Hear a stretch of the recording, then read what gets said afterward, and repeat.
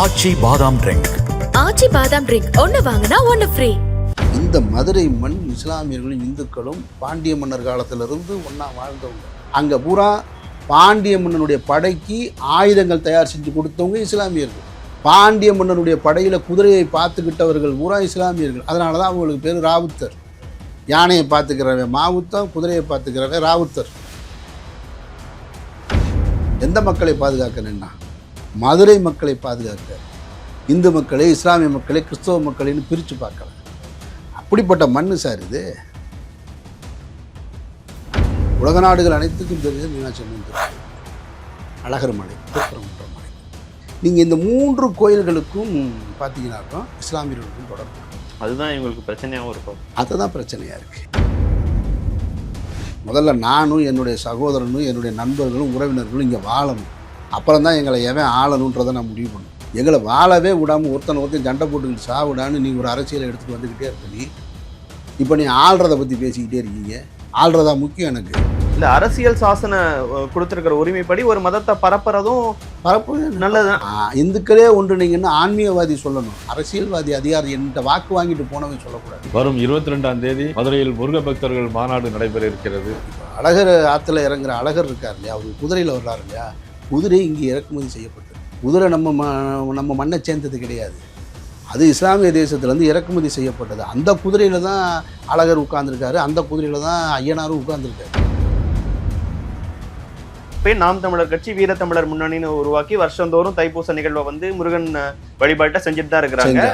ஆனா திமுகவோ நாம் தமிழரோ முருகனை காமிச்சு உங்கள்கிட்ட ஓட்டு கேட்டாங்களா?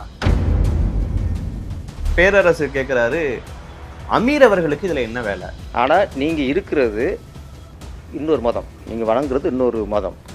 இந்து மதத்துக்குள்ள உங்களுக்கு என்ன வேலை? பக்கத்து வீட்டுல தீ பிடிக்குது, தண்ணி ஊத்தணும்னா அந்த சமூகத்தை சேர்ந்தவன் தான் தண்ணி ஊத்தணுமா? வேற சமூகத்தை சேர்ந்த தண்ணி ஊற்றி அணைக்கக்கூடாதா? இது எவ்வளோ அபத்தமானது. என் மண்ணில் 1/2 நூற்றாண்டு காலமாக சகோதரர்களாக மாமே மச்சான் நான் வாழ்ந்தவன். எனக்கு தான் அதோட வழி தெரியும். யோகி ஆதித்யநாத் வந்து எனக்கு கடவுள் நம்பிக்கை முருகனை என்னுடைய உள்ளத்தில் ஏற்றுவாருன்னா நான் எனக்கு பைத்தியக்காரன். இங்கே இருக்கிறவனுக்கு வந்து கடவுள் நம்பிக்கையும் ஆன்மீகமும் வந்து அரசியல்வாதிகள் சொல்லி கொடுத்து தான் வந்துச்சா?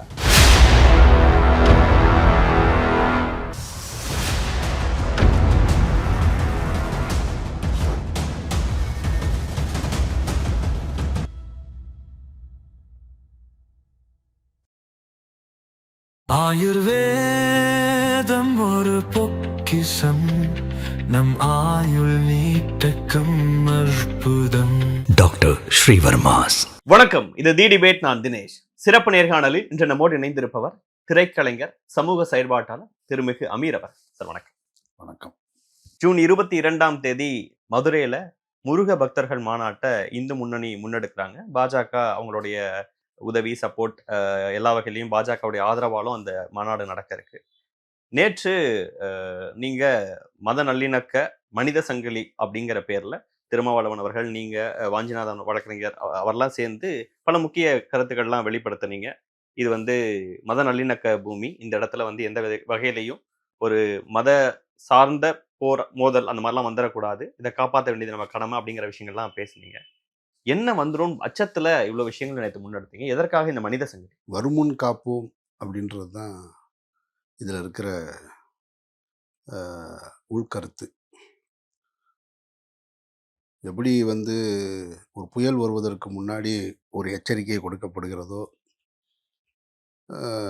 ஒரு வெள்ளம் வருவதற்கு முன்னாடி, மழை வெள்ளம் வருவதற்கு முன்னாடி ஒரு எச்சரிக்கை கொடுக்கப்படுகிறதோ, அதுபோல் தீய சக்திகள் இந்த மண்ணில் கால் ஊன்றக்கூடாது அப்படின்ற ஒரு எச்சரிக்கைக்கான மனித சங்கிலி தான். தீய சக்திகள் வரக்கூடாதுங்கிற எச்சரிக்கிறதெல்லாம் புரிஞ்சுக்க முடியுது. முருக பக்தர்கள் மாநாட்டில் என்ன தீய சக்திகள் வந்து? இல்லை, முருக பக்தர்கள் மாநாட்டில் பிரச்சனை கிடையாது.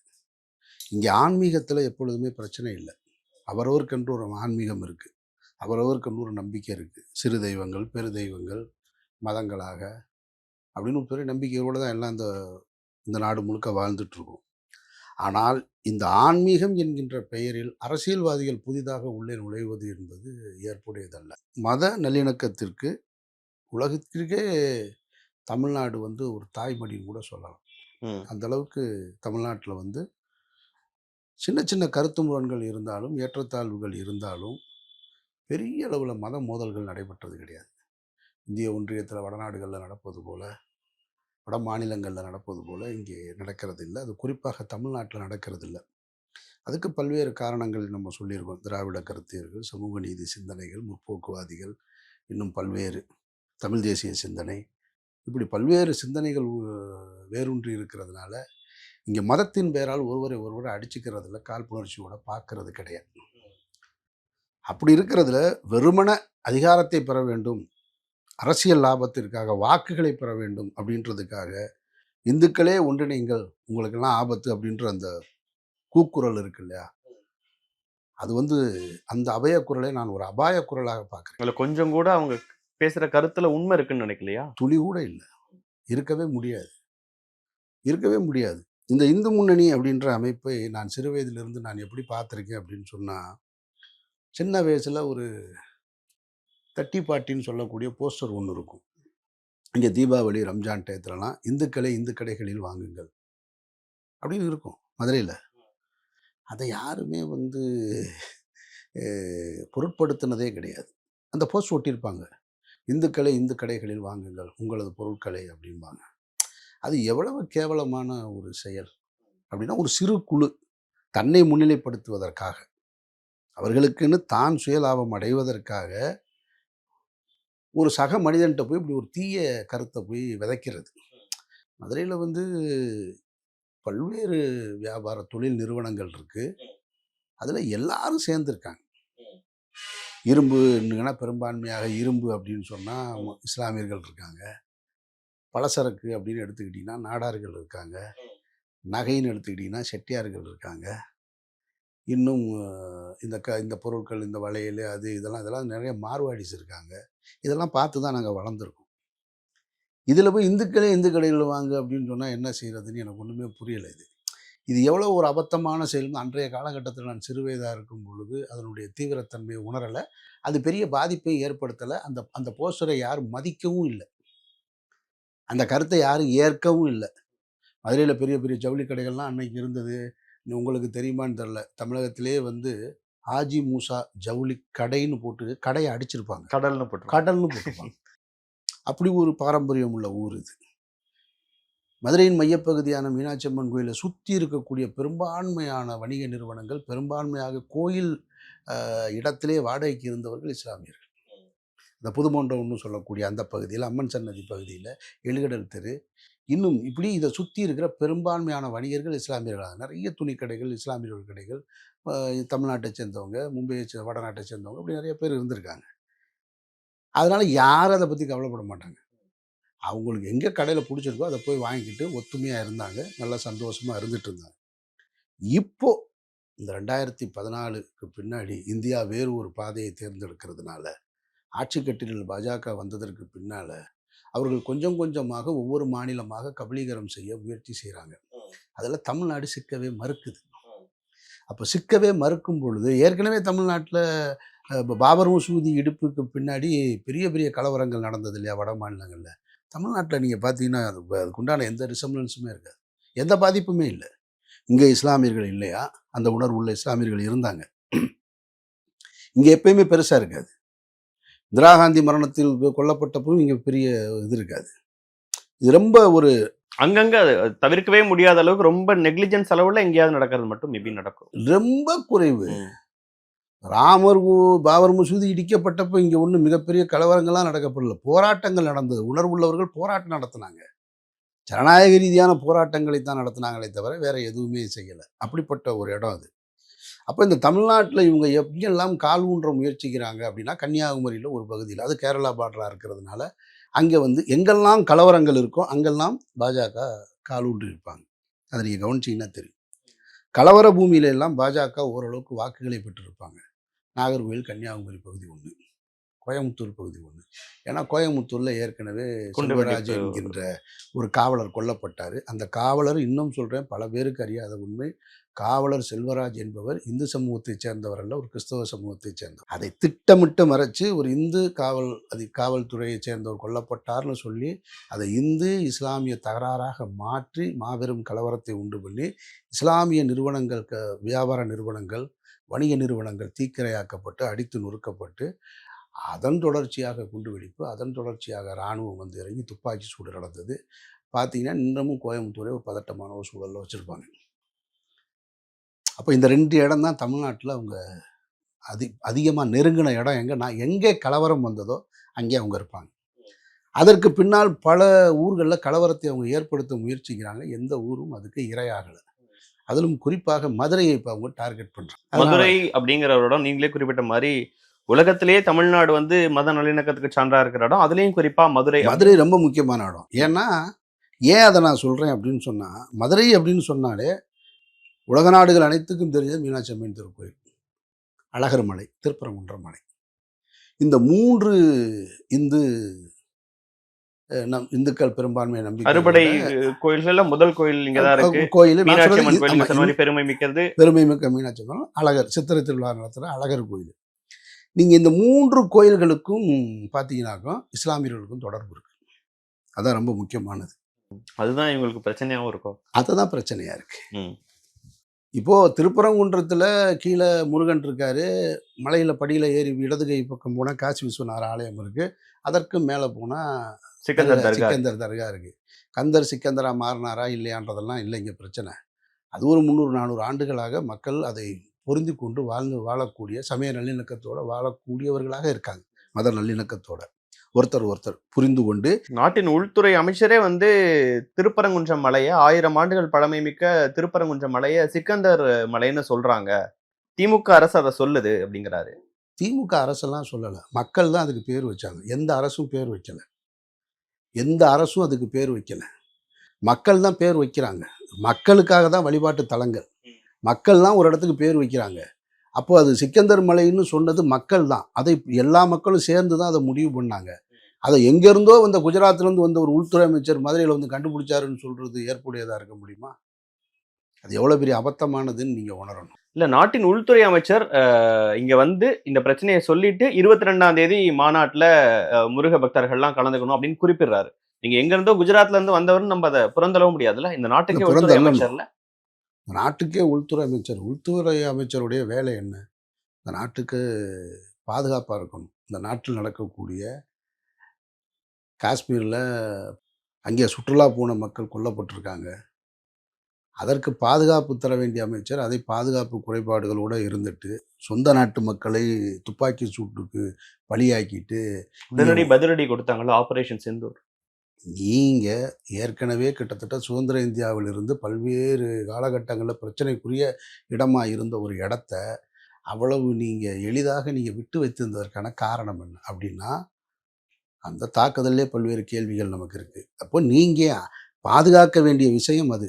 அதை விட்டுட்டு முருக பக்தர்கள் மாநாட்டில் கலந்துக்குங்கன்னு நான் கேட்குறேன். இந்த உள்துறை அமைச்சரும் இந்த நாட்டின் பிரதமரும் சொல்லித்தான் இதுக்கு முன்னாடி ஆன்மீக திருவிழாக்கள் இங்கே எங்கள் ஊரில் நடந்துக்கிட்டு இருந்துச்சா?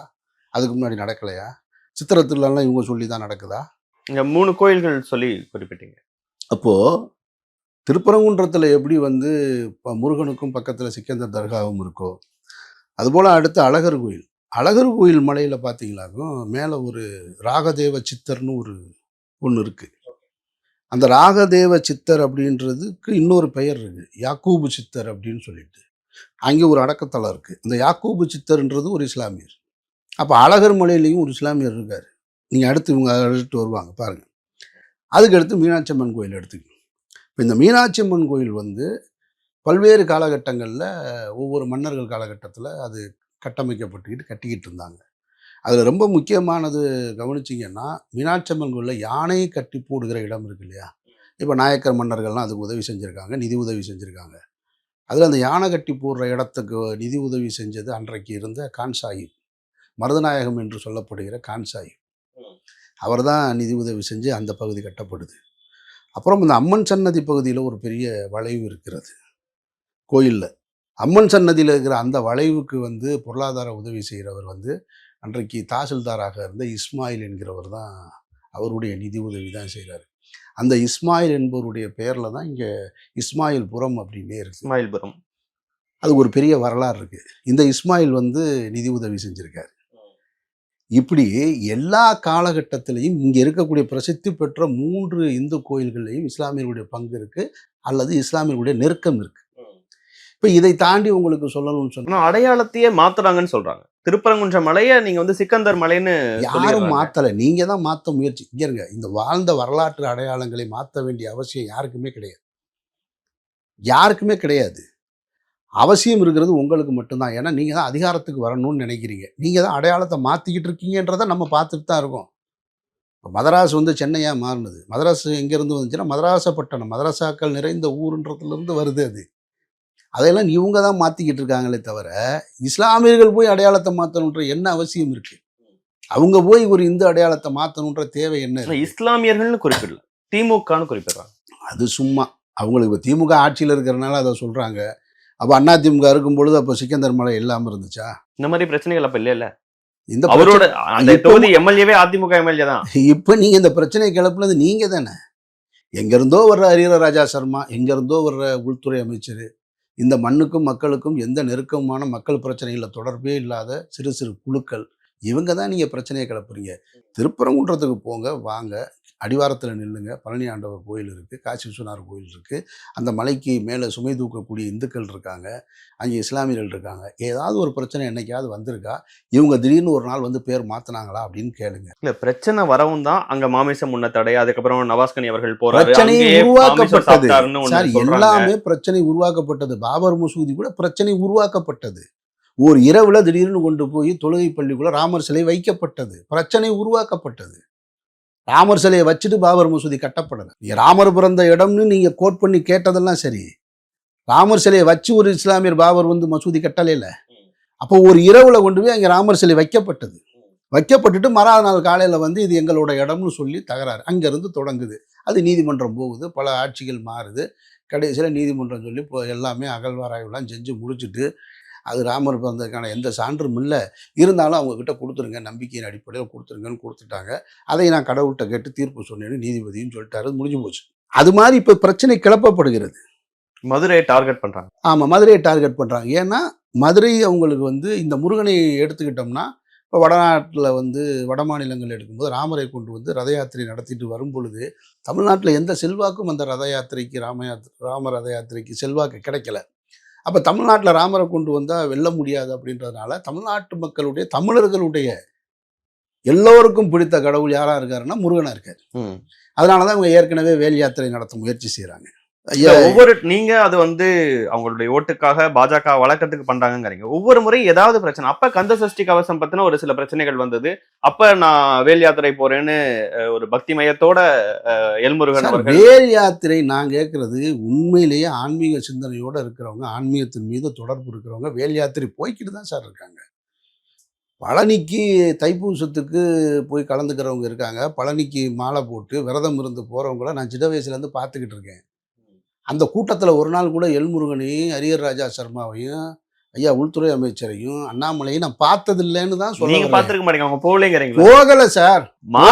மாலை போட்டுட்டு எல்முருகன் அவர்கள் இருக்கிறாரு சார். எப்போ இருந்தாரு? பாஜகவில் சேர்ந்ததுக்கு அப்புறம் இருந்திருப்பாரு. நான் பார்க்கும்போது காவடி தூக்குனாரா, அளவு ஊத்துனாரா, அப்படி ஏதாவது ஒரு ஆன்மீகத்தோட தொடர்பில் இருந்தாரா? ஐயா நடிகர் நம்பியார்னு ஒருத்தர் இருந்தார், உங்களுக்கு தெரியும், வில்லனாக இருந்தார்.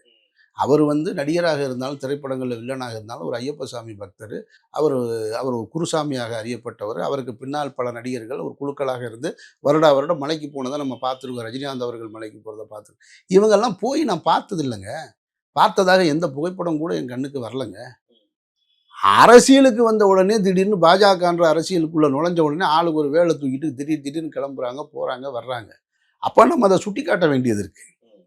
அதைத்தான் சொல்கிறோம். இந்த மண்ணை பொறுத்த மட்டும் இது இஸ்லாமியர்களும் இந்துக்களும் சகோதரர்களாக மாமி மச்சானாக வாழ்ந்துக்கிட்டு இருக்கிற மண். அதை நம்ம தெளிவாக சொல்கிறோம். சங்க இலக்கியங்கள்ல இங்கே என்ன சொல்லுது அப்படின்னு கேட்டிங்கன்னா, சங்க இலக்கியத்திலேயே இங்கே இருக்கக்கூடிய மக்கள் கிரேக்கர்களோட, ரோமானியர்களோட, அரேபியர்களோட வணிகம் செஞ்சவங்க சங்க இலக்கியத்தில் இருக்குது. அப்போது சமணர்களாக இருந்தவங்க, நம்ம நம்ம முதல்ல என்னவா இருந்தோம், ஆதிவாசியாக இருந்தோம். அப்புறம் சமண மதத்தை இப்படி பல்வேறு மதங்களை ஆசிவம் வைணவம்னு இப்படி ஒன்றா மாறினாங்க இல்லையா? அப்படி மாறும்போது தான் இவங்க இஸ்லாத்தையும் மாறுறாங்க. 7ஆம் நூற்றாண்டு 8ஆம் நூற்றாண்டில் அப்படி மாறினவங்க தான். இவங்க ஒன்றும் தனியாக இறக்குமதி செய்யப்பட்டவங்க இல்லை. ஆனால் இங்கே இறக்குமதி செய்யப்பட்ட ஒன்று இருக்குது. இப்போ அழகர் ஆற்றுல இறங்குற அழகர் இருக்கார் இல்லையா, அவர் குதிரையில் வர்றாரு இல்லையா, குதிரை இங்கே இறக்குமதி செய்யப்பட்டது. குதிரை நம்ம மண்ணை சேர்ந்தது கிடையாது. அது இஸ்லாமிய தேசத்துலேருந்து இறக்குமதி செய்யப்பட்டது. அந்த குதிரையில் தான் அழகர் உட்கார்ந்துருக்காரு, அந்த குதிரையில் தான் ஐயனாரும் உட்கார்ந்துருக்காரு. அப்போ என்ன தொடர்பு இருக்குன்னு நீங்கள் பார்க்கணும். நீங்கள் அவங்க குதிரையை இறக்குமதி செய்கிறாங்க, குதிரையை இறக்குமதி செய்துட்டு மஞ்சள் அது இதுன்னு சில பொருட்களை இங்கேருந்து எடுத்துகிட்டு போகிறாங்க. புரவி இறங்கியதுன்னு சொல்லி சங்க இலக்கியத்தில் இருக்கு. அப்போ தொடர்பு இருக்கு. அப்போ இங்கே இந்துக்களும் இஸ்லாமியர்களும் மாமே மச்சானா வாழ்ந்துட்டு இருக்காங்க. மாமே மச்சானா இருந்தவங்க தான் இஸ்லாமியர் ஆனாங்க. இப்ப இருக்கிறவங்க தான் முருக பக்தர்கள் மாநாடு நடத்துறதுனால இந்து முஸ்லீம்குள்ள என்ன இஷ்யூஸ் வந்துரும், இது ஒரு பிரிவினை ஏற்படுத்துது, மத நீங்க முருக பக்தர்கள் மாநாடு நடத்துறீங்களா, இந்துக்களை ஒன்றிணைங்கள்னு சொல்றீங்களா? சரியா சொல்லுங்க. நீங்க முருக பக்தர்கள் மாநாடு ஆன்மீகத்தை சேர்ந்தவர்கள் நடத்தும் போது அதுல ஒரு லாஜிக் இருக்கிறத நம்ம பார்க்கிறோம். அரசியல்வாதிகள் நடத்தும் போது அந்த ஆபத்தில் இருக்கிறத உணரணுமா இல்லையா? அதை நம்ம எப்படி உணர மறுக்க முடியும்? மதுரையை சுற்றி இருக்கக்கூடிய பல்வேறு கிராமங்கள் இருக்குது. மேலூர் இருக்குது, அந்த பக்கம் இருக்குது, இந்த மாங்கலம் முக்களம்னு பல கிராமங்கள் இருக்குது. இன்னும் பல கிராமங்களில் நீங்கள் போய் பார்த்தீங்கன்னாக்கும் திருமணத்தில் தாய்மாமன் முறைன்னு சொல்லிட்டு இஸ்லாமிய பெயர்கள் இருக்கும். இஸ்லாமியர்களுடைய திருமணங்களில் தாய்மாமன் முறைன்னு சொல்லிட்டு இந்து சமூகத்தை சேர்ந்தவர்களுடைய பெயர் இருக்கும். அப்போ இந்த உறவை நீங்கள் பிரிக்கிறதுக்கு தானே இந்துக்களே ஒன்றிணைங்கள்னு சொல்லி. இந்துக்களே ஒன்றிணைங்கள்னா யாருக்கு எதிராக ஒன்றிணையணும்? இல்ல, அது ஏதோ ஒருத்தர் யாரோ சொல்லலாம் சார். ஆனா ஏதோ ஒருத்தவங்க யாரோ சொல்லல. இந்து முன்னணி தலைவர் குறிப்பிடுறாரு. இந்து முன்னணி தலைவர் சொல்றாரு. அவர் ஏன் சொல்றாரு? அந்த இந்து முன்னணி தலைவர் தான் இந்த மாநாட்டை நடத்துறாருன்னு சொல்றீங்க. அந்த இந்து முன்னணி அமைப்பின் பேர்ல தான் இந்த மாநாடு நடத்தப்படுதுன்னு சொல்றீங்க. அந்த அமைப்பு நடத்துது அவரே தான் சொல்றாரு. இதுல அரசியல் சார்பு இல்ல, இது ஆன்மீக சார்போட நடத்துறோம். திமுக அரசு நடத்தினது அரசியல் சார்போட நடத்தினது. திமுக அரசு நடத்தினது சரியானது. ஏன்னா அது அறநிலைத்துறை நடத்தினது. திமுகன்ற கட்சி நடத்தல. திமுகன்ற கட்சி முருக மாநாடு நடத்தல. அறநிலைத்துறை, அந்த துறை யாருக்காக உருவாக்கப்பட்டிருக்கு? இந்து சமய அறநிலையத்துறை. கோயில்களை பாதுகாக்கிறது, பக்திமான்களுக்கான அவங்களுக்கான காரியங்களுக்கு செய்வார்கள். அது நடத்துதுன்றது லாஜிக் இருக்கு. நீங்க நடத்துறதுல தான் லாஜிக் இல்லைன்னு சொல்றோம். நம்ம நீங்க நடத்துறது என்ன நோக்கத்துக்காக? நீங்க முருக பக்தர்கள் மாநாடை நடத்துவதாக இருந்ததுன்னா அதோட நிறுத்திக்கிறோம். முருக பக்தர்கள்லாம் ஒன்றிணைங்க, முருகன் மீது நம்பிக்கை கொண்ட இறை நம்பிக்கையாளர்கள்லாம் ஒன்றிணைங்கன்னு சொல்றது அது அந்த இடம் தானே சரியானதா இருக்கும். ஆனா நீங்க என்ன சொல்றீங்க? முருக பக்தர்களே ஒன்றிணைங்கன்னு சொல்லியிருக்கணும், இந்துக்களே ஒன்றிணைங்கன்னு சொல்றாங்க. அதுதான் ஆபத்து. அந்த இடம் தான் ஆபத்து. அப்புறம் ரெண்டாவது, முருக பக்தர்களை ஒன்றிணைங்கன்னு நீங்க சொல்லும் போதுல கூட அங்கே என்ன சிக்கல் வருதுன்னா, இப்போ நாங்கள் முருகனை கையில் எடுத்திருக்கோம், 2026 நாட்டை கையில் எடுப்போன்றாங்க. இதன் மூலமாக நாட்டை கையில் எடுப்போன்றாங்க. அப்போ முருகனை கையில் எடுப்பதே நீங்க அதிகாரத்துக்கு வருவதற்கு நீங்களே வாக்குமூலம். நைனா நாகேந்திரன் அவர்கள் குறிப்பிட்டாரு, நம்ம இங்க சொல்ற முருகனை நோக்கி வழிபடுற அந்த சத்தம் செயின்ட் ஜார்ஜ் கோட்டையில ஒழிக்கணும், 2026 ஒழிக்கணும். ஏற்கனவே இப்போ நாடாளுமன்றத்தில் பாராளுமன்றத்தில் ஜெய் ஸ்ரீராம் சொல்லிக்கிட்டு இருக்கீங்க, அது மாதிரி சட்டமன்றத்திலையும் சொல்லணுமா? எதுக்குங்க? அரசியலமைப்பு சட்டம் உங்களை அப்படி சொல்லுதா? நாடாளுமன்றத்தில் போய் ஜெய் ஸ்ரீராம் சொல்லுங்கன்னு சொல்லுதா? சட்டமன்றத்தில் போய் ஓம் முருகா சொல்லுங்கன்னு சொல்லுதா? அரசு என்பது எல்லோருக்குமானது இல்லையா? இந்துக்களுக்குமான பிரதமரா இங்கே இருக்கிறவர்? இந்துக்களுக்கான உள்துறை அமைச்சரா? இங்கே இருக்கக்கூடிய பிரதமர், முதல்வர், கவர்னர், அதிகாரிகள் அனைவருமே அனைத்து மக்களுக்குமானவங்க. அவங்க எப்படி ஒரு சமயம் சார்ந்து நிற்கலாம்? நிற்கக்கூடாது இல்லையா? இப்போ எனக்கான பிரதமர் யார்? எனக்கான உள்துறை அமைச்சர் யார்? எனக்கான முதல்வர் யார்? நான் யார்கிட்ட போய் கேட்குறது? இப்போ இருக்கிறது இந்து முதல்வர் தான். தொடர்ச்சியாக இந்த தமிழ்நாட்டில் இந்து முதல்வர்கள் தான் இருக்காங்க. அதனால் இஸ்லாமியர்கள் யாரும் கோச்சிக்கிட்டாங்களா? இந்து முதல்வராக இருக்காங்க, எங்களுக்குன்னு ஒரு ஆள் வேணும், முஸ்லீம் முதல்வர் வேணும்னு கேட்டாங்களா? கிறிஸ்தவர்கள் பூரா கிறிஸ்தவ முதல்வர் வேணும்னு கேட்டாங்களா? கிறிஸ்தவ பிரதமர் வேணும்னு கேட்டாங்களா? கேட்கல.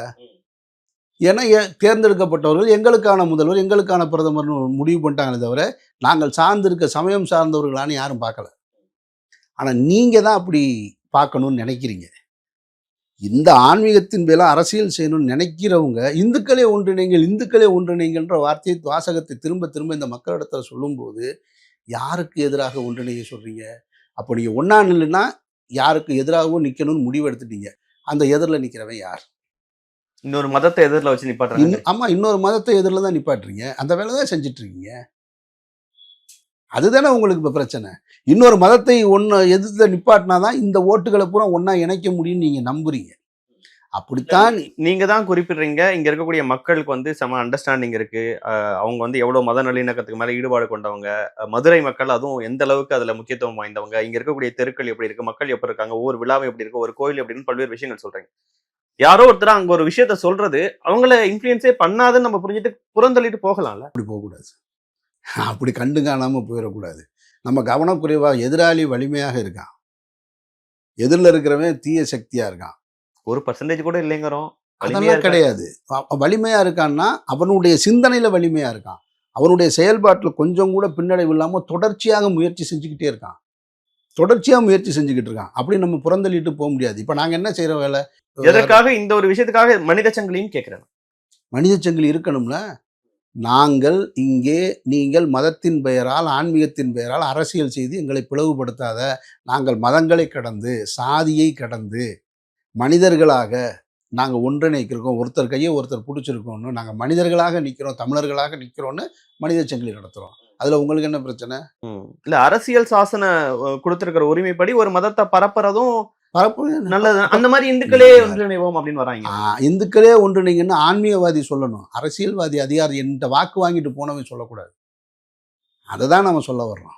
அரசியலமைப்பு சட்டப்படி இந்து மதத்தை பரப்பலாம், இஸ்லாமிய மதத்தை பரப்பலாம், கிறிஸ்தவ மதத்தை. ஆனா எங்க அவங்க மத நல்லிணக்கத்தை பரப்புவாங்களா இருக்கும். நம்ம எல்லாரும் ஒன்னா இருக்கணுங்கிற விஷயத்த சொல்லலாமா இருக்கும்.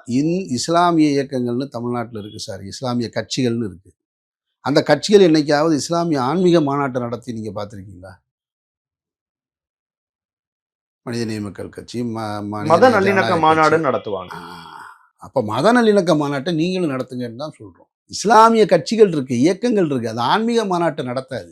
ஆன்மீக மாநாட்டை நடத்துவதற்கு அது அரசியல் தளத்துக்கு வர வேண்டிய அவசியம் இல்லை. அவங்க சொல்லித்தான் நாங்கள் ஆன்மீகத்தை தெரிஞ்சுக்க வேண்டிய நிலைமையிலே நாங்கள் இல்லை. நீங்கள் தனிப்பட்ட முறையில் ஒரு மதத்தின் மீது நம்பிக்கையா, ஒரு கடவுள் நம்பிக்கையா இருங்க, அது உங்கள் பிரச்சனை. நான் ஒன்றின் மீது நம்பிக்கையாக இருக்கிறேன்றது என் சார்ந்தது. அதில் யாருக்கு எந்த குழப்பமும் கிடையாது. ஆனால் வாக்குகளை பெற்று நமக்கு அதிகாரத்தில் இருக்கிறவங்க, மக்களை சமமாக பார்க்கக்கூடியவர்கள், அந்த பார்வையிலிருந்து பார்க்கக்கூடியவர்கள் ஒரு சாரரை பிரிக்கிறதுன்னு இருக்குல்ல, பிரித்தாலும் அந்த அரசியல் இருக்கு இல்லையா, அது ரொம்ப ஆபத்தானது இல்லையா? சிறுபான்மையினர்கள்லாம் நம்ம ஒன்னா இருக்கணும், நம்ம ஓட்டு பிரிஞ்சிடக்கூடாது அப்படின்லாம் பேசுற நிகழ்வுகள்லாம் அங்கங்க நடந்துட்டு தானே இருக்கும் சார். சிறுபான்மையினர்கள் ஒன்னா இருக்கணும்னு சொல்லி ஆன்மீகவாதி சொன்னாங்களா? அந்த இடத்த கேளுங்க. இங்கே ஆன்மீகம் தனியா இருக்கு, அரசியல் தனியா இருக்கு. ஆனா அங்கே காவி கும்பலிடம் ஆன்மீகம் அரசியலும் சேர்ந்து நிற்கிது. அதுதான் பிரச்சனையா இருக்குன்னு நம்ம சொல்றோம். அவங்க மாநிலத்துக்கு மாநிலம் ஒரு கடவுளை கையில் எடுக்கிறாங்க. கேரளாவுக்கு போனால் ஐயப்பன், ஒடிசாவுக்கு போனால் பூரி ஜெகநாத், அந்த பக்கம் போனால் ராமர், இந்த பக்கம் வந்தால் அங்கிட்டு கர்நாடகா பக்கம் போனால் திடீர்னு என்னது புதுசாக அனுமரை தூக்கிட்டு வந்தாங்க. அதுக்கு ஏதோ ஒரு ஸ்லோகம் சொன்னாங்க. இப்போ இங்கே வந்தால் முருகர், பஜரங்குபலி. இப்போ இங்கே வந்தால் முருகன். நீங்கள் உண்மையில் முருகன் மீது பற்று கொண்டவர்கள் இல்லை அப்படின்றத என்னால் 100% நிரூபிக்க முடியும். ஏன்னா நீங்கள் ராமருக்கு ரத யாத்திரை நடத்தினவங்க முருகனுக்கு வேல் யாத்திரையை உங்கள் மாநிலத்தில் கொண்டு போய் நடத்தி பாருங்களேன். ஏன் நடத்த மறுக்கிறீங்க? முருகன் தமிழ் கடவுள் சார், இங்கே தான் பண்ண முடியும், தமிழ்நாட்டில் தான் பண்ண முடியும். அப்போ புரியுதா உங்களுக்கு? அப்போ ராமர் எங்கள் கடவுள் இல்லைன்னு நீங்களே ஒத்துக்கிறீங்களா? முருகன் எங்கள் கடவுள். அப்போ எங்கள் கடவுளை பாதுகாக்க எங்களுக்கு தெரியும்ல. எங்கள் கடவுள் மீது ஆன்மீகம் கொண்டு அவரை எப்படி வணங்கணும்னு எங்களுக்கு தெரியும்ல. எங்களை ஒன்றிணைச்சு நீங்கள் என்ன பண்ண போறீங்க? நீ எங்கேருந்து வர்றீங்க? அப்போ இதை நான் சொல்ல வேண்டியது கடமை இருக்குல்ல எனக்கு. அப்போ அதை நான் சொல்லாமல் கண்டும் காணாமல் எப்படி போக முடியும்? இந்த ஆபத்து ஒன்று நம்மளை நோக்கி வருது. இது வெறுமனே சார், இங்கே எவ்வளவோ ஆன்மீக விழாக்கள் நடக்குது. இல்லை சார், இதே கட்சிகள்லேயே நிறைய பண்ணியிருக்காங்க. 2015 எனக்கு நினைவு சரியா இருக்கான்னு தெரியல. அப்பயே நாம் தமிழர் கட்சி வீரத்தமிழர் முன்னணின்னு உருவாக்கி வருஷந்தோறும் தைப்பூச நிகழ்வை வந்து முருகன் வழிபாட்டை செஞ்சுட்டு தான் இருக்கிறாங்க. அவங்க எங்க முப்பாட்டங்கிற பேர்ல செய்யறாங்க, அவங்க கடவுள் அப்படிங்கிறத தாண்டி. அதே மாதிரி இந்து சமய அறநிலையத்துறையே வந்து முருகன் குடும்பங்களுக்கு. ஆனா திமுகவோ நாம் தமிழரோ முருகனை காமிச்சு கொண்டு ஓட்டு கேட்டாங்களா? இப்ப நடக்க போற முருக பக்தர்கள் மாநாட்டுல முருகனை வணங்குவது மட்டும் நடக்குமா? அரசியல் பேசுவாங்களா, பேச மாட்டாங்களா? திமுகவுக்கு எதிராக அரசியல் பேசுவாங்களா, பேச மாட்டாங்களா? 2026 தேர்தல் குறித்து பேசுவாங்களா, பேச மாட்டாங்க? இதுக்கு முன்னாடியே பேசியிருக்கிறாங்க. அதனாலதான் நான் 2026 செஞ்சாச்சு கோட்டைங்கிற விஷயங்கள்லாம் சொன்னேன். அப்புறம் என்ன? அப்ப அது அரசியல் மாநாடு சார். அது தேர்தலை நோக்கி நடத்துகிற மாநாட்டில் முருகருக்கு எப்படி வந்து இருக்க முடியும்? முருகரை தூக்கிட்டு வந்து தேர்தலுக்கு எப்படி நீங்கள் உங்களுக்கு உனக்கான ஆளாக எப்படி ஆக்க நினைப்ப? முருகர் எனக்குமான ஆள், உங்களுக்குமான ஆள், அவருக்குமான ஆள். முருக பக்தர்கள் பல்வேறு கட்சிகளுக்கு வாக்களிப்பாங்க. அவங்கள பூரா ஏன் உன் ஆளாக்க போராடுற நீ? அந்த கேள்வி இருக்குல்ல. பேரரசு கேட்கிறாரு, அமீர் அவர்களுக்கு இதுல என்ன வேலை? அமீருக்கு தான் ரொம்ப முக்கியம். ஏன்னா நான் அந்த மண்ணை சேர்ந்தவன். என் மண்ணில் அரை நூற்றாண்டு காலமாக சகோதரர்களாக மாமன் மச்சான் நான் வாழ்ந்தவன். எனக்கு தான் அதோட வழி தெரியும். நீ இந்த மண்ணில் இருந்தியான்னு எனக்கு தெரியலை. இந்த மண்ணில் சகோதரத்தோடு இருந்தீங்களான்னு எனக்கு தெரியலை. பேரரசு அப்படி இருந்திருந்தால் அவர் இப்படி பேசுவாரான்னு எனக்கு தெரியலை. அவர் இன்னைக்கு ஒரு கட்சியில் போய் சேர்ந்துட்டாருன்றதுக்காக உடனே இந்த நிலைப்பாட்டை எடுக்கிறார் அப்படின்னா அமீருக்கு தான் முக்கியமான வேலை. ஏன்னா சண்டை போட போகிறது என்னுடைய நண்பர்கள், பாதிக்கப்பட போகிறது என்னுடைய உறவுகள். அதை எப்படி நான் வேடிக்கை பார்த்துட்டு இருக்க முடியும்? அப்படி ஒரு கலவரம் இந்த மண்ணில் நடக்கக்கூடாதுன்னு நினைக்கிறேன். என்னுடைய அண்டை வீட்டுக்காரர் இருக்காங்க சார், என்னுடைய நண்பர் வீடு இருக்குது. அவன் அண்டை வீட்டுக்காரனாக இருக்கலாம், நண்பர் வீடாக இருக்கலாம். ஒரு கொடிய விஷமுள்ள பாம்பு, ஆளை விழுங்குற பாம்பு அந்த வீட்டுக்குள்ளே வேகமாக போகுது. அப்படிங்கும்போது நான் எச்சரிக்கை செய்ய வேண்டியது என்னுடைய கடமை. இதை நான் எச்சரிக்கை செய்வதற்கு நான் இஸ்லாமியனாக இருக்கணுன்ற அவசியம் இல்லை, இந்துவாக இருக்கணும்னு கட்டாயம் இல்லை, கிறிஸ்தவனுன்ற இல்லை. நான் மனிதனாக இருந்தால் நான் ஒரு மனிதனாக இருக்கேன், இதை சொல்கிறேன். அந்த ஆபத்தை உணருங்கன்னு சொல்கிறேன். இந்த மாநாடு எதற்காக நடத்தப்படுகிறதுன்னு என்னுடைய சக நண்பர்கள்ட்ட, என்னுடைய தோழர்கள்ட்ட, என்னுடைய உறவுகள்கிட்ட நான் சொல்கிறேன். அது உனக்கே கஷ்டமாக இருக்குது. அமீருக்கு என்ன வேலைன்னா அமீருக்கு இதுதான் வேலை. இல்லை, உங்க மதம் சார்ந்த பிரச்சனைகள் இல்லை அந்த மாதிரி விஷயங்களை நீங்க தலையிடுறது பேசுறது ஓகே. ஆனா இந்து மதத்துல அந்த நான் இந்து மதம் குறித்து விமர்சனம் செய்யலையே. இப்போ முருகரை வணங்குவது சரியா சரியில்லையான்ற வாதத்துக்கு முருகன் உங்க சாமியா அப்படின்னு கிட்டத்தட்ட என்னுடைய மூதாதையர்களுடைய சாமி தான். இப்போ என்ன வந்துச்சு உனக்கு? என்னுடைய மூதாதையர்கள் முருகனை வணங்கினவங்க தானே. எனக்கும் முருகனுக்கும் தொடர்பு இல்லைன்னு எப்படி சொல்லுவேன்? என்னுடைய முப்பாட்டன் தானே. என்னுடைய முப்பாட்டனை குஜராத்லேருந்து வந்து நீ கையில் தூக்கும்போது நான் தூக்குறதுல ஒன்றும் தப்பு இல்லையே. உனக்கு அவன் முப்பாட்டன் கிடையாது, எனக்கு முப்பாட்டன் தானே. நீயே கையில் எடுக்கும்போது நான் ஏன் எடுக்கக்கூடாது? நீ என்னைய ஒன்றிணைக்க நீ ஏன் போராடுற? நான் இந்து மதத்துக்குள்ள இருக்கக்கூடிய நிறைகுறையை குறித்து இப்போ விவாதம் செய்யலையே. இதில் இது சரி அது தப்புன்னு என்னைக்காவது பேசணுமா? அது பேசலை. என்னுடைய நண்பன் வீட்டுக்குள்ள ஒரு தீய சக்தி நுழையுதுன்னு நான் எச்சரிக்கை செய்கிறேன். அதுக்கு நான் இந்துவா இருக்கணும்னு தான் அவசியமா? இல்லை, உங்க நண்பனுக்கு அப்படி பக்கத்து வீட்டில் தீ பிடிக்குது, தண்ணி ஊற்றணும்னா அந்த சமூகத்தை சேர்ந்தவன் தான் தண்ணி ஊற்றணுமா? வேற சமூகத்தை சேர்ந்தவன் தண்ணி ஊற்றி அணைக்கக்கூடாதா? இது எவ்வளோ அபத்தமானது. அந்த அபத்தத்தை தான் நண்பர் பேரரசு சொல்லியிருக்கிறதா நான் பார்க்குறேன். நான் இந்து மதம் குறித்த கடவுள் நம்பிக்கை குறித்த விவாதத்துக்குள்ளே போகலை. அந்த கடவுளின் பெயரால் உங்களை ஒன்றிணைக்கிறாங்க, நீங்கள் கவனமாக இருங்க, எச்சரிக்கையாக இருங்கன்றேன். நான் எச்சரிக்கையாக இருங்கன்னு சொல்லும்போதே உங்களுக்கு இவ்வளோ பதட்டமாக இருக்குது. நீங்கள் என்ன சொல்லியிருக்கணும்? நாங்கள் அப்படிலாம் கிடையாது, நீங்கள் வந்து பாருங்கள், அமீரையும் நாங்கள் அழைக்கிறோம் அந்த முருக பக்தர் மாநாட்டுக்கு அப்படின்லாம் சொல்லணும். உன்னுடைய முப்பாட்டம் தானே, நீ வா அந்த முருக பக்தர் மாநாட்டில் என்ன நடக்குதுன்னு பாரு, முருகனை எப்படி வணங்குறதுன்னு நான் சொல்லித்தரேன் அப்படி சொல்லி கொடு. ஏன்னா நீ அங்கே பேச போகிறது இல்லைன்னு எனக்கு தெரியும். நீங்கள் பேச போகிறது அரசியல். இல்லைன்னா யோகி ஆதித்யநாத்துக்கு இந்த மண்ணில் என்ன வேலை? ஒரு உத்தரப்பிரதேசத்துல ஒரு ஆன்மீகவாதியா அவருறாங்க, அப்படிப்பட்ட ஒருத்தரை கூட்டுறாங்க பவன் கல்யாண் சார். அந்த ஊருக்காரன் இந்த சாமியை கும்பிடக்கூடாதுன்னு இருக்கா சார்? நான் கும்பிடக்கூடாதுன்னா சொல்ல சார். யோகி ஆதித்யநாத்துக்கு 6 படையும் என்னென்னு கரெக்டாக சொல்லுங்க சார். கரெக்டாக 6 படை எங்கே இருக்குன்னு என்ன சார் இது? நீங்கள் அரசியல் செய்கிறீங்க. பவன் கல்யாண் வரலாம், யார் வேணாலும் வரலாம். அமெரிக்காவிலேருந்து கூட நீங்கள் பிரதமரை கூட அதிபரை கூட கொண்டு வந்து இறக்கலாம்.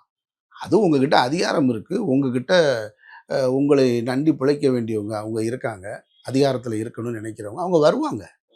அவங்க வருவதால் பவன் கல்யாண் திடீர்னு எனக்கு ஆன்மீகம் சொல்லி தருவாருன்னா எப்படி சார்? யோகி ஆதித்யநாத் எனக்கு கடவுள் நம்பிக்கை முருகனை என்னுடைய உள்ளத்தில் ஏற்றுவாருன்னா நான் என்ன பைத்தியக்காரனா? நான் இங்கே இருக்கிறவனுக்கு கடவுள் நம்பிக்கையும் ஆன்மீகமும் அரசியல்வாதிகள் சொல்லி கொடுத்து தான் வந்துச்சா? தமிழ் மேலே பக்தர் முருக பக்தர்கள்லாம் நீங்கள் நாடாளுமன்றத்தில் ஓம் முருகான்னு சொல்லியிருக்கணும், அரோகரா தானே சொல்லியிருக்கணும். எதுக்கு ஜெய் ஸ்ரீராம் சொன்னீங்க? செங்கோலை கொண்டு போய் வச்சிருக்காரு. யாருடைய செங்கோல்? யாருடைய செங்கோல் சார்? அதனால் எனக்கு என்ன கிடைச்சது?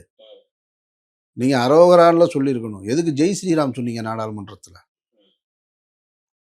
அப்படின்னா நீங்கள் முருக பக்தர் இல்லைன்னு அர்த்தம், அவ்வளோதானே. உங்களுடைய செயலும் உங்களுடைய சொல்லும் தான் நீங்கள் யாருன்னு காட்டுது. அதனால தான் நாங்கள் பதறி போய் நீங்கள் யாருன்னு திரும்ப திரும்ப சொல்லிக்கிட்டே இருக்கோம். இங்கே என்ன நடந்துச்சு, இங்கே எப்படி வந்தாங்க, இவங்களுக்கு அவங்களுக்கு என்ன தொடர்புன்னு இப்படி கேட்டுக்கிட்டே இருந்தால் இந்த மதுரை மண் இஸ்லாமியர்களும் இந்துக்களும் பாண்டிய மன்னர் காலத்திலிருந்து ஒன்றா வாழ்ந்தவங்க. பாண்டிய மன்னர் இங்கே படையை உருவாக்கும் பொழுது படைக்கு ஆயுதம் தயார் செய்கிறார். அந்த ஆயுதங்களை தயாரிப்பதற்காக ராமநாதபுரத்திலிருந்து இறக்குமதி செய்யப்பட்ட இஸ்லாமியர்கள் தான் இங்கே இருக்கக்கூடிய பட்டறையில் கொல்லம்பட்டறைன்னு இங்கே ஒன்று இருக்குது. கொல்லன்பட்டறை. அது கொல்லம்பட்டறையாக மாறியது. கொல்லம்பட்டறை தெருன்னு இருக்குது. அதுக்கு பேர் இப்போ பட்டறைக்கார தெருவாக மாறி நிற்கிது. இந்த அருகே இங்கேருந்து 2 கிலோமீட்டர் தூரத்தில் இருக்குது. வாங்க போய் பார்ப்போம் நாளைக்கு. அங்கே பூரா பாண்டிய மன்னனுடைய படைக்கு ஆயுதங்கள் தயார் செஞ்சு கொடுத்தவங்க இஸ்லாமியர்கள். பாண்டிய மன்னனுடைய படையில குதிரையை பார்த்துக்கிட்டவர்கள் பூரா இஸ்லாமியர்கள். அதனால தான் அவங்களுக்கு பேர் ராவுத்தர். யானையை பார்த்துக்கிறவன் மாவுத்தம், குதிரையை பார்த்துக்கிறவன் ராவுத்தர். அப்போ மன்னர்கள் இங்கே பெரிய பெரிய கான் சாஹிப் இருக்காரு. மருதநாயகம் என்ற ஒரு பின்னாலே அழைக்கப்பட்டவர் கான் சாஹிப்பு. அவர் இஸ்லாமியராக மாறுறாரு. மஹபூப் கான் அவர் பேர். மஹபூப் கான் இருக்கு. அவருடைய பெயரில் தான் இங்கே மதுரை சுற்றி பூரா பேர். கான்சாமேட்டு தெரு, கான்பாளையம், மஹபூப் பாளையம், சம்மட்டிபுரம் எல்லாமே கான் சாஹிப் வாழ்ந்ததற்கான அடையாளம். இதில் பூரா வெறும் இஸ்லாமியர்கள் வாழ்றானா? கடைசியாக கான் சாஹிப் ஒரு 3 ஆண்டுகளுக்கு மேலே வெள்ளையனை எதிர்த்து போராடினாரு. இங்கே இருக்க இஸ்லாமியர்களை காப்பாற்றவா, இந்த மதுரை மக்களை காப்பாற்றவா? திப்பு சுல்தான் இருந்து கூட உதவி வர முடியலைன்னு கடைசி 3 ஆண்டுகள் 4 பக்கம் மதுரையில் நின்று போராடி செத்தானே அந்த மாவீரன். அவன் யாருக்காக போராடி நின்னான்? எந்த மக்களை பாதுகாக்க நின்னான்? மதுரை மக்களை பாதுகாக்க. இந்து மக்களை, இஸ்லாமிய மக்களை, கிறிஸ்தவ மக்களைன்னு பிரித்து பார்க்கல. அப்படிப்பட்ட மண்ணு சார் இது. நீங்க இவ்வளோ விஷயம் சொல்றீங்க. ஏற்கனவே திருப்பரங்குன்றத்துல பிரச்சனை நடந்த போது அப்ப இந்து முன்னணி பாஜக ஒரு ஆர்ப்பாட்டத்தை கடைசி நேரம் வரைக்கும் சட்ட போராட்டங்கள் நடந்து உடனடியா ஒரு 1 மணி நேரம் 2 மணி நேரத்துல பர்மிஷன் கிடைச்சது. அதுக்கே ஒரு மிகப்பெரிய கூட்டத்தை இருக்கட்டுமே. அதனால என்ன, அதுக்கே ஒரு மிகப்பெரிய கூட்டம் கூடுச்சு சார். அந்த பகுதி மக்கள் வந்து கூடினாங்களான்றது ரொம்ப முக்கியமானது. இந்த மாநாட்டுக்கு 5 லட்சம் பேர் வருவாங்கன்னு எதிர்பார்க்க. 50 லட்சம் பேர் கூட வரட்டும் சார். அத்திவரதரை 1.5 கோடி பேர் பார்த்தாங்க சார். வருஷம் சித்திரை திருவிழாவுக்கு பல லட்சம் பேர் கூடுறாங்க சார். அவங்க பூரா பிஜேபிக்கு ஓட்டா போட்டாங்க. 50 லட்சம் பேர் கூட இந்த மாநாட்டுக்கு வரட்டுமே. 50 லட்சம் பேரும் பாஜகவுக்கு ஓட்டு போட போறாங்களா? பாஜகவுக்கு ஓட்டு போட மாட்டாங்க. முருகன் மாநாடுனா வந்து கலந்துக்கிட்டாலும் கூட கலந்துக்குவாங்க. கலந்துட்டு போறாங்க. அப்ப எதற்காக நம்ம இவ்வளவு பதற்றப்படணும்? பதட்டப்படணும்ல. நான் வாழுகின்ற சமூகத்துல இரு பிரிவினருக்குடைய சண்டை ஏற்படாம இருக்குன்னா பதட்டம். இதுக்கு பதட்டப்படாம வேற ஒரு மதத்தினருக்கு எதிராக எங்க பேசினாங்க சார்? இஸ்லாமியர்களுக்கு எதிராக பேசுறேன் சார். இந்துக்களே ஒன்றிணைகள்னா அது யாருக்கு எதிரா? அதைத்தான் நான் திரும்ப அந்த கேள்வியை வைக்கிறேன். நீ அதுக்கு பதில் சொல்ல மாட்டேன்றீங்க. இந்துக்களே ஒன்றிணைகள்னா யாருக்கு எதிராக ஒன்றிணையணும்? நம்ம ஒன்னா இல்லாதனால எதிராவா? நம்ம ஒன்னா இல்லாதனால இங்க இந்து மதத்தினர் மேல சில தாக்குதல் நடக்குது. இந்து கடவுள்களை அவமதிக்கிறாங்க. திருப்பரங்குன்ற மலையை சிக்கந்தர் மலைன்னு சொல்லிடுறாங்க. இந்து கடவுளை அவமதிக்கிறது இஸ்லாமியரா இந்துக்களா? நாத்திகர்களா இருக்கலாம். மேபி அவங்க இந்து தானே, இஸ்லாமியர்கள் கிடையாதுல, கிறிஸ்தவர்கள் கிடையாதுல. நீங்க சொன்னது போல கந்த சஷ்டி கவசம் குறித்து விமர்சனம் பண்ணது, பாடல் குறித்து சொன்னது இந்துவா இஸ்லாமியரா? அவங்க சர்டிபிகேட் படி இந்துவா தான் இருக்கு. கடவுள் இல்லைன்னு சொன்னது இந்துவா இஸ்லாமியரா? எல்லா மதத்திலயும் இருக்காங்க. கடவுள் இல்லைன்ற இயக்கம் இந்து. எஸ், இந்து கடவுள் இல்லைன்னு சொல்ல சார், கடவுளே இல்லைன்னு தான் சொல்றாங்க. கடவுளே இல்லைன்னு சொல்றவங்க இந்துக்களா இஸ்லாமியர்களா? இந்துக்கள் தான்.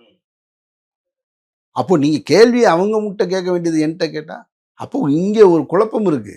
அமீருக்கு என்ன வேலை அப்படின்னு சொல்லவே நீங்க கூடாது. அமீருக்கு தான் வேலை. மதுரை மேல, மக்கள் மேல, மதுரை. நான் இந்த மண்ணுல பிறந்து வளர்ந்தவன். என் மண்ணுக்குள்ள வந்து இன்னொரு தீய சக்தி வருவதை நான் அனுமதிக்க மாட்டேன். அதுக்காக நான் போராடுவேன், குரல் எழுப்புவேன், கைகளால் தடுப்பேன். தீமை வரும்போது வாயால் சொல்லுவேன், கேட்கலன்னா கைகளால் தடுப்பேன். அதுவும் முடியலைன்னா போராடி சாவேன். இப்போ என்ன வந்துச்சு? இப்போ இல்லை, வேங்கை வயல்ல சாதி பிரச்சனை அவ்வளோ பெருசாக போயிட்டு இருக்கும்போது அதுக்கெல்லாம் மனித சங்கிலின்னு ஒரு விஷயத்த முன்னெடுத்தாங்களான்னு தமிழிசை கேட்குறாங்க. நீங்கள் ஏன் நடத்தலை மனித சங்கிலி? வேங்கை வயலில் பட்டியல் இனத்தை சேர்ந்தவர் பாதிக்கப்பட்டால் அதுக்கு திருமாவளவன் தான் மனித சங்கிலி நடத்தணுமா? பாஜக நடத்தாத மனித சங்கிலி? எவ்வளவு வன்மமான ஒரு கேள்வி இது. வேங்கை வயலில் ஒரு பிரச்சனை, இது ஏன் இந்த கேள்வி வருது? அண்ணன் திருமாவளவன் மனித சங்கிலி நடத்தினார்ன்றதுனால வேங்கை வயலுக்கு நடத்தினாரா? ஏன் அவர் தான் நடத்தணுமா? அங்கே பாதிக்கப்பட்டது இந்து தானே, நீங்கள் நடத்தியிருக்க வேண்டியன. பாஜக நடத்தியிருந்தா நான் வந்து கை கொடுத்துருப்பேன்ல. நீங்கள் ஏன் நடத்தலை? பட்டியலின சமூகத்தை சேர்ந்தவர்கள் பாதிக்கப்படுறாங்க, கலவரத்தில் வந்து ஆதிக்க சாதியின் மனநிலை இருக்கவங்களை தூண்டி விட்டு அடிக்கப்படுறாங்க. அப்பெல்லாம் எங்கே போனீங்க நீங்கள்? அதுக்கு அவங்க தான் வரணுமா? எந்த சமூகம் பாதிக்கப்படுதோ, எந்த சாதி பாதிக்கப்படுதோ அவங்க தான் கேள்வி கேட்கணும்னு சொல்லுவதே ஒரு பிரிவினைவாதம் இல்லையா? அது எவ்வளோ பெரிய பிரிவினைவாதம். எனக்கு ஒண்ணுனா நீங்க வரணுங்க, உங்களுக்கு ஒண்ணுனா நான் வரணும். அதுக்கு தான் நல்லிணக்கம். தமிழிசை அவர்கள் இல்ல பாஜக அங்க மனித சங்கிலி நடத்தியிருந்தா கூட அமீர் போய் ஆமா கலந்திருப்பாரா? போகல. நீங்க நீதி கேட்டு நேர்மையான ஒரு செயலுக்கு நிக்கும்போது உங்க பக்கத்துல வந்து நான் நிப்பல. நீங்க என்னைக்கு நின்றுருக்கீங்க? எங்க பக்கம் என்னைக்கு நின்றுருக்கீங்க? எந்த செயல்ல இந்த மக்கள் பக்கம் நின்றுருக்கீங்க? இந்த நாட்டு மக்கள் பூரா ஒரு பக்கம் நிப்பாங்க, நீங்க ஆப்போசிட்ல நிப்பீங்க. இந்த நாட்டு மக்கள் பூரா ஜல்லிக்கட்டு வேணும்பாங்க, நீங்க வேணான்னு ஆப்போசிட்ல நிப்பீங்க. இந்த நாட்டு மக்கள் பூரா நீட்டு வேணாம்பாங்க, நீங்க வேணும்னு ஆப்போசிட்ல நிப்பீங்க. எப்ப எங்க கூட நின்னீங்க? இங்க இருக்கக்கூடிய மக்கள் பூரா வந்து கூடங்குளம் அணு நிலையத்துக்கு எதிராக போராடுவாங்க, நீங்க எதுக்க நிப்பீங்க? ஸ்டெர்லைட்டுக்கு எதிராக இந்த மக்கள் பூரா ஒன்றிணைவாங்க, நீங்க ஆதரவா எதுக்க நிப்பீங்க? நீட்டுன்னு இந்த மாதிரி திட்டங்களுக்கு வந்து எதிராக இந்த மக்கள் நிப்பாங்க, நீங்க எதிர நிப்பீங்க. விவசாயிகள் பூரா போராடி நிற்பாங்க, நீங்க எதுக்கு நிற்பீங்க? நீங்க எப்ப எங்க கூட நின்னீங்க? புயல் வெள்ளம் வந்துச்சு, பேரிடர் காலம் வந்துச்சுன்னா எல்லாரும் நின்று வேலை செய்வாங்க, நீங்க ஆப்போசிட்ல நின்று வேலை பார்ப்பீங்க. மக்களோட எப்ப நின்னீங்க நீங்க? எந்த பிரச்சனையில எங்களோட நின்னீங்க சொல்லுங்க. இல்ல அமீர் அவர்கள் இப்படி ஒரு மனித சங்கிலி ஆண்டாள் பிரச்சனைக்கு நீங்க பூரா வெளியே வந்தீங்க, வைரமுத்துக்கு எதிரா. கரெக்டா? அனிதா மரணத்துக்கு எங்க பக்கம் நின்னீங்களா, ஆப்போசிட்ல நின்னீங்களா? கள்ளக்குறிச்சியில 3 மாணவிகள் மரணத்துக்கு எங்க பக்கம் நின்னீங்களா, எதிர்நிலைப்பாட்டில் நின்னீங்களா? இறந்து போன ஒரு மாணவியை வந்து அதுகிட்ட வாக்குமூலம் வாங்கிட்டு வெளியிட்டாரு அண்ணாமலை, ஒரு பொய் தகவலை சொல்லி. யார் பக்கம் நின்னீங்க நீங்க? அதை மதக்கலவரமா மாற்ற முயற்சி செஞ்சீங்களே. உங்க வரலாறு சார், உங்க வண்டவாளம் தான் எங்களுக்கு ஏற்கனவே தெரியும்ல நீங்கெல்லாம் யாருன்னு. சரி, இப்போ ஒண்ணு வேணாம், நமக்கு வர வேண்டிய திமுக அரசுக்கு எதிராக பல்வேறு விஷயங்கள் வரும்போது அதற்கு எதிராக எல்லாம் களத்துக்கு வராத அமீர் இப்போ மனித சங்கிலின்னு ஒரு விஷயத்துக்கு உடனே வந்துடுறாரு. சார், எனக்கு திமுக அதிமுக ஆளுதுன்றதுலாம் என் பிரச்சனை இல்லை. முதல்ல நானும் என்னுடைய சகோதரனும் என்னுடைய நண்பர்களும் உறவினர்களும் இங்கே வாழணும். அப்புறம் தான் எங்களை எவன் ஆளணுன்றதை நான் முடிவு பண்ணணும். முதல்ல நாங்கள்லாம் வாழணும். எங்களை வாழவே விடாமல் ஒருத்தன் சண்டை போட்டுக்கிட்டு சாவிடான்னு நீ ஒரு அரசியலை எடுத்துகிட்டு வந்துக்கிட்டே இருப்ப. நீ இப்போ நீ ஆள்றதை பற்றி பேசிக்கிட்டே இருக்கீங்க. ஆள்றதா முக்கியம் எனக்கு. சார் எக்ஸ்ட்ரீமா அண்ணன் தம்பியா வாழணும்ல. எக்ஸ்ட்ரீமா ஏதோ நடந்துட்ட மாதிரி வந்து இங்க உடனடியாக சார், நடந்ததுக்கு பின்னாடி ஒன்றும் செய்ய முடியாதுல்ல சார். இப்படித்தான் சொன்னீங்க பாபர் மசூதியை, நடந்து முடிஞ்சிருச்சுல. நாடு முழுக்க மத கலவரம் நடந்துச்சுல. கோத்தரா ரயில் இருப்பு மாதிரி இங்கேயும் நடக்கணுமா? நடந்தா தான் ஒத்துக்குருவீங்களா நீங்க? நடந்துருச்சான்னு கேட்குறீங்க. நடந்துடக்கூடாதுன்னு எச்சரிக்கிறோம். உங்களுக்கு என்ன பிரச்சனை? இப்போ யார் மாநாட்டை வந்து தடை செய்யல? மாநாடு நடத்துறது இடையூறுகள் நடக்குது, வந்து கலந்துக்கவே முடியலன்னு நைனா நாகேந்திரன் சொல்றாரு. ஏதாவது ப்ரிபரேஷன்ஸ் நடக்குதுன்னா அதுக்கு வரவங்களை கூட தடுத்தா வந்தா பார்த்துக்கிட்டு தானே. வர்ற வழி பூரா போஸ்ட் ஓட்டியிருக்காங்க, கொடி கட்டியிருக்காங்க. யாராவது வழியில் தடுத்தாங்களா சார்? முருகன் பக்தர் மாநாட்டுக்கு போகாதீங்கன்னு ஏதாவது அறிக்கை வந்திருக்கா? காவல்துறை அந்த அளவுக்கு கண்டிப்போட இருக்கிறாங்க. நம்புற மாதிரி இருக்காது இந்த செய்தி, நம்புற மாதிரி இருக்கா? இப்ப நான் ஒரு சித்திரை திருவிழாவில் கலந்துக்கணும்னு நினைக்கிறேன். நான் வந்து ஒரு தைப்பூசத்தில் கலந்துக்கணும்னு நினைக்கிறேன். ஒரு வேளாங்கண்ணி மாதா கோயில் விழாவில் கலந்துக்கணும்னு நினைக்கிறேன். என்னை எந்த காவல்துறையா தடுக்க முடியுமா? இதுவரைக்கும் தடுத்துருக்கா? மாட்டாங்க. அப்புறம் என்ன? யார் சார் தடுப்பா? அதெல்லாம் தடுக்க முடியாது. யாரும் யாரையும், உண்மையான ஒரு ஆன்மீகவாதியை நீங்க எந்த அரசும் எந்த அதிகாரமும் தடுத்துடவே முடியாது. இப்ப இந்த மாநாட்டுக்கு முன்னாடியே இது போன்ற நிகழ்வுகள் 2026ல அதிமுக பாஜக கூட்டணியை ஜெயிக்க வைக்கும், பாஜகவை அதிக எண்ணிக்கையில எம்எல்ஏக்களை கொண்டு போக வைக்கும் அப்படிங்கிறதெல்லாம் நைனா நாகேந்திரன் அவர்களே பேசுறாரு. அவங்க ஆசை தான் சார். அவங்க ஆசை நிறைவேறிடக்கூடாதுன்னு தான் நாங்க போராடுறோம். அதிமுக அமைதியா இருக்காங்களே, இப்படி ஒரு விஷயம் பண்ணும்போது அவங்க என்ன பண்ணணும்? ஆமா, இருப்பாங்கல்ல. வலுவான தலைமை இல்லை, தத்துவத்தை தாங்கி சுமக்கிற தலைவர் கிடையாது. எல்லாமே பணத்துக்காகவும் அதிகாரத்திற்காகவும் கால்களை தேடிக்கிட்டு இருக்கிறவங்க, எந்த காலில் விழுந்து பதவியை தக்க வச்சுக்கலான்னு போராடிக்கிட்டு இருக்கிறவங்க. அப்போ அவங்க அமைதியாக தான் இருப்பாங்க. எல்லாருக்கும் மேலே பல்வேறு குற்றச்சாட்டுகள் இருக்குது, பல்வேறு வழக்குகள் நிலுவையில் இருக்குது. அதனால் பயப்பட தான் செய்வாங்க. அவங்க எப்படி உரக்க பேசுவாங்க? ஒரு நேரம் பாஜகவோட சேர்ந்தது தப்புன்னு வெளியே வந்து பேசுவாங்க. அவங்க தலைவர்களையே அவர் இந்த கட்சியை நிறுவன எம்ஜிஆரையும் ஜெயலலிதாவையும் கொச்சைப்படுத்த, அண்ணாமலை கொச்சைப்படுத்தும் போதே வேடிக்கை பார்த்தவங்க தானே அவங்க. நீங்கள் இதுக்கு அமைதியாக இருக்காங்கன்றீங்க? இல்லை, நீங்கள் சொல்கிற மாதிரி அவங்க வந்து இங்கே இவ்வளோ பெரிய மத பிரச்சனைகள்லாம் ஏற்படுற அளவுக்கு ஒரு இஷ்யூ இது, இந்த மாநாடு நடந்துற வாய்ப்பு இருக்கு, கவனத்தோட இருக்கணும்னு சொல்றீங்கன்னா அதுக்கு அதிமுக ஒரு மத நல்லிணக்கத்தை அதிமுக ஒரு பல்லு புடுங்கின பாம்பு போல அமைதியாக இருக்காங்க. அவங்களால ஒன்றுமே செய்ய முடியாது. நீங்கள் அந்த கட்சியையும் பாமகவில் இருக்க அன்புமணியையும் அவங்க கையகப்படுத்த முடியும். காரணம், அவர்கள் மேலே தான் வழக்கு இருக்கு. அந்த வழக்கிலிருந்து தப்பிப்பதற்காக அவங்க அமைதியாக இருப்பாங்க. மற்ற கட்சியில் இருக்கவங்கள அதே மாதிரி நீங்கள் செய்ய வேண்டியது. செஞ்சு பார்க்க வேண்டியது. செஞ்சுக்கிட்டு தான் இருக்கீங்க. யாராவது உங்கள்கிட்ட சரண்டர் ஆகுறாங்களா? ஆகலைல்ல. இல்ல வேல் யாத்திரைன்னு ஒண்ணு போகும்போது 4 எம்எல்ஏ அப்படிங்கிற ஒரு நம்பர் வந்தது. சரி சார், வேல் யாத்திரை 4 எம்எல்ஏ எடுத்தீங்க. இப்போ ஒன்றும் இல்லை சார், தனியாக பாஜக நின்று 4 எம்எல்ஏ எடுக்கல. தனியா எந்த கட்சியுமே இல்லை, நாம் தமிழர் தவிர எல்லாருமே கூட்டணியோட தான் இருந்தாங்க. Right sir. அப்போ நீங்கள் வேல் யாத்திரையினால நடந்துச்சுன்னு சொல்லக்கூடாது. அதிமுக கூட்டணினால எங்களுக்கு 4 எம்எல்ஏ கிடைச்சிச்சுன்னு தான் சொல்லணும். நாடாளுமன்ற தேர்தலையும் பர்சன்டேஜ் அதிகமானுச்சுல்ல அதிமுக ஆமா. கூட்டணி இல்லாமே. அதை தான் சொல்கிறேன். பெர்சன்டேஜ் தானே காமிக்க முடியும், வெற்றி அடைய முடியாதுல்ல. இங்கே வெற்றி தோல்வி தானே ரொம்ப முக்கியம். பெர்சன்டேஜ் வச்சு என்ன செய்ய? நோட்டா 0%, 1%ன்னு சொன்னதுல இருந்து பர்சன்டேஜ்ங்கிற இடத்துக்கு வந்திருக்கிறேன். ஆமாம் சார், இன்னும் நீங்கள் வளர்ந்துடக்கூடாது. நீங்கள் வளர்ந்துருக்கீங்கன்னு தான் நானும் சொல்கிறேன். நீங்கள் வளர்ந்துருக்கீங்க தான். ஆனால் நீங்கள் அசுர வளர்ச்சியை அடைந்து அதிகாரத்துக்கு வந்துடக்கூடாதுன்னு தான் இப்போ நான் கத்திக்கிட்டு இருக்கேன். இப்போ நான் ஏன் போராடிக்கிட்டு இருக்கேன்? நான் ஏன் என்னுடைய சகோதரர்கள்ட்ட, நண்பர்கள்ட்ட, உறவுகள்கிட்ட இதை சொல்கிறதுக்கு நான் போராடுறேன், கொண்டு போய் சேர்க்கறதுக்கு. அவங்க கையில் அதிகாரத்தை கொடுத்துறாங்கடா, இவங்க இந்த மண்ணுக்கும் மக்களுக்கும் எதுவுமே செய்ய மாட்டாங்க. தமிழை உலகம் பூரா பேசுவாங்க, ஆனால் தமிழுக்கு நிதி ஒதுக்க மாட்டாங்க. திருக்குறளை கோட் பண்ணுவாங்க, ஆனால் திருக்குறள் வளர்வு அதுக்கு அதை பற்றின எதுவுமே அக்கறை கிடையாது உங்களுக்கு. இவங்க தமிழ்நாட்டு மக்கள் தான் எங்கே போனாலும் அதை சொல்லுவாங்க, உதாரணம் காட்டுவாங்க. தமிழ்நாட்டுக்கு வர வேண்டிய நிதி கூட தர மாட்டாங்க. அதை வாங்கி தருவதற்கு கூட இங்கே இருக்கக்கூடிய பாஜகவை சேர்ந்தவங்க யாருமே அந்த வேலையை செய்ய மாட்டாங்க. அதுக்கு அவங்க சொல்லுவாங்க, இவங்க வந்து இணக்கமாக இல்லைம்பாங்க. நான் இணக்கமாக இருக்கேன், இல்லை அதுவாக பிரச்சனை. அரசியலமைப்பு சட்டப்படி அதிகாரத்தின்படி எப்படி கொடுக்கணுமோ அதை கொடுக்கணும், அவ்வளோ. நான் இணக்கமாக இருந்தா என்ன, இல்லைன்னா என்ன? ஓ வேலை என்ன? என்கிட்டேருந்து வாங்குகிற வரியை எனக்கு திருப்பி கொடுக்கணும். அதை விட்டு நான் இணக்கமாக இருந்தால் தான் தருவேன் அப்படின்னா, இல்லை இந்த மாநிலத்தில் பாஜக ஆட்சி இருந்தால் தான் கொடுப்பேன்னா அதுவே ஒரு அநீதி இல்லையா? அது அரசியலமைப்பு சட்டத்துக்கு எதிரானது இல்லையா? நிறைவா இந்த விவகாரம் குறித்து இதை மக்கள் எப்படி எடுத்துக்கணும்னு நினைக்கிறீங்க? சார், மக்கள் நல்லா எடுத்துருக்காங்க. ஆல்ரெடி தமிழ்நாட்டை பொறுத்த மட்டும் இவர்களை எல்லாம் கடந்து போய்கிட்டு தான் இருக்காங்க. பாஜகவின் வளர்ச்சி இருக்கா அப்படின்னா இருக்கு. ஆனால் அது அதிகாரத்திற்கு வருவதற்கான வளர்ச்சி இல்லை. இன்னைக்கு இல்லை, என்னைக்குமே வராது. ஆனால் அது வருவதற்காகத்தான் அதிமுகவை கையில் எடுக்கிறது, இன்னும் பிறரை பலகீனப்படுத்துறது, இப்படி தொடர்ச்சியாக ஒன்று செஞ்சுக்கிட்டே இருக்காங்க.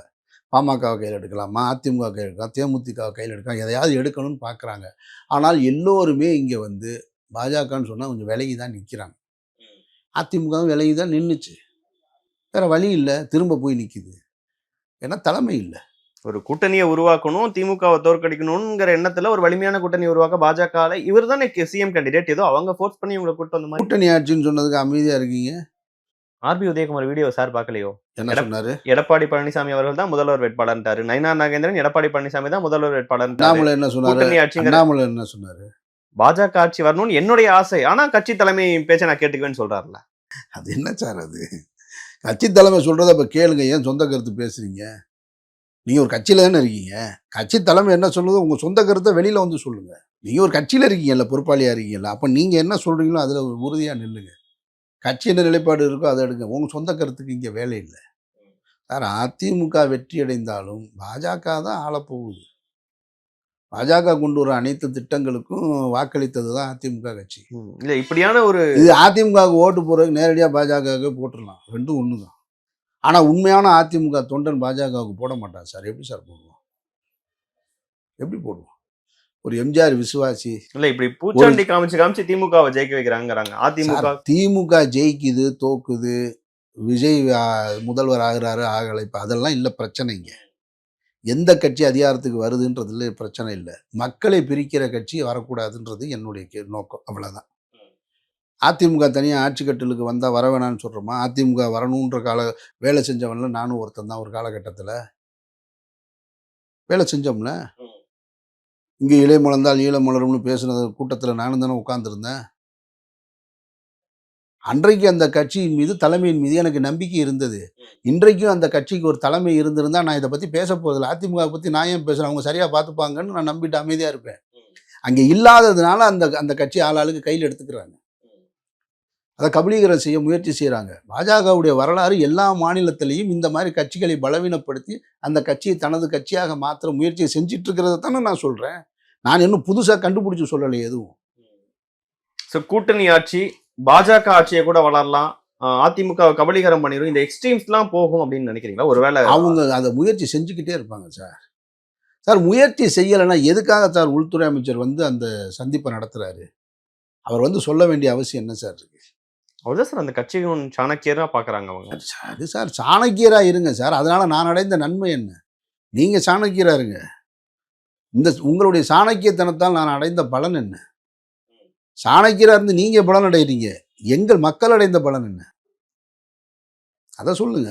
மதுரையை பத்தின பல்வேறு விஷயங்கள கிட்டத்தட்ட ஒரு டாக்குமெண்ட் மாதிரியே நீங்க சொன்னீங்க. மதுரையில இந்துக்களும் இஸ்லாமியர்களும் எவ்வளோ இணக்கமாக இருக்கிறாங்க, மத நல்லிணக்கத்துக்கு எவ்வளோ எடுத்துக்காட்டான ஒரு இடம் அப்படிங்கிற விஷயங்கள ஒரு ஒரு கிட்டத்தட்ட மதுரை பத்தி தெரியாதவங்க பார்க்கும்போது ஒரு டாக்குமெண்ட் ஃபீல்லையே கொடுத்துருக்கீங்க. இன்னும் சொல்லப்படாத பல்வேறு தகவல்கள் இருக்கு.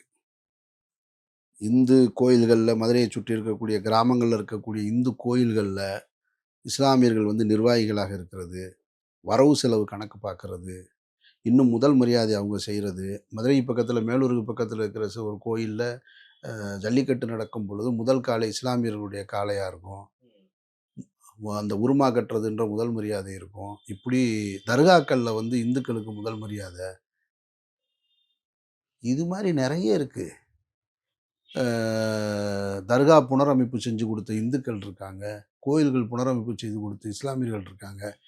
இதையெல்லாம் டாக்குமெண்ட்டாக இருக்குமானா உண்மையிலே ஒரு டாக்குமெண்ட் தயாராகிட்டு இருக்கு. தமிழ்தாசன் சொல்லி மதுரையை சேர்ந்த ஒருத்தர் இருக்கார், முன்னாள் மதுரை வக்ஃப் வாரிய கல்லூரி மாணவர். அவர் மிகப்பெரிய ஒரு டாக்குமெண்ட்ரியை ரெடி பண்ணிக்கிட்டு இருக்காரு. அதாவது இந்துக்களும் இஸ்லாமியர்கள் வாழ்வியலில் எப்படி ஒன்றிணைஞ்சிருக்காங்க, எங்கேருந்து யார் வந்தா, எது வந்திருந்தாலும் அவங்க உறவு முறையில் எந்த குழப்பமும் இல்லாமல் எப்படி இருக்காங்க, அதிலும் குறிப்பாக இந்த மதுரையில் எப்படி இருக்காங்க அப்படின்றத. அதனால் அந்த டாக்குமெண்ட்டும் விரைவில் வரும். அதையும் நீங்கள் பார்த்து நிறையா விஷயங்கள் தெரிஞ்சுக்குங்க. இவங்கெல்லாம் தெரிஞ்சுக்கிறணும். முருக பக்தர்கள் மாநாடு நடத்துகிற இந்த காவி சிந்தனையாளர்களும் தெரிஞ்சுக்கணும்னு நான் சொல்ல வரேன். இவ்வளோ மத நல்லிணக்கத்துக்கு எடுத்துக்காட்டா இருக்கக்கூடிய மண்ணில் கூட பாஜகவினர் ஏதாவது ஒரு முயற்சி பண்ணாங்கன்னா உடனடியாக அவேர்னஸ் கொடுக்க வேண்டிய இடமும் இருக்கு. ஆமாம், அதனால தானே நாங்கள் வர்றோம். இந்த இடத்துக்கு இப்போ நான் இல்லை, இன்னும் பல்வேறு கைகள் இதுக்கு இணைஞ்சிருக்கணுன்றது தான் என்னுடைய ஆசை. ஒட்டுமொத்த மதுரை இதில் இணைஞ்சு நிற்கணும். பெரும்பான்மையாக இணைஞ்சு தான் இருக்காங்க. நான் நம்புகிறேன். நான் இன்னும் ஆழமாக நம்புகிறேன். இந்த மதுரை மண்ணில் அவர்களுடைய சிந்தனையை விதைக்க முடியாது. அது விதைச்சாலும் அங்கொன்றும் இங்கொன்றுமாக இருக்குமே தவிர அது தீவிரமடையாது. அப்படியே அது தீவிரமடைகிற முயற்சியில் அவங்க ஈடுபட்டாலும் அதை எதிர்க்கிற முயற்சியில் நாம தீவிரமாக இருப்போம். என்ன செய்ய போகிறாங்கன்னு பொறுத்து வந்து பார்ப்போம் சார். ஒரு மாநாடு, ஒரு மனித சங்கிலி, அது தொடர்பான பல்வேறு கேள்விகளுக்கு உங்களுடைய விரிவான பதில்களை கொடுத்துருக்கீங்க. உங்களுடைய நேரத்துக்கும் கருத்துக்கும் மிக்க நன்றி. நன்றி.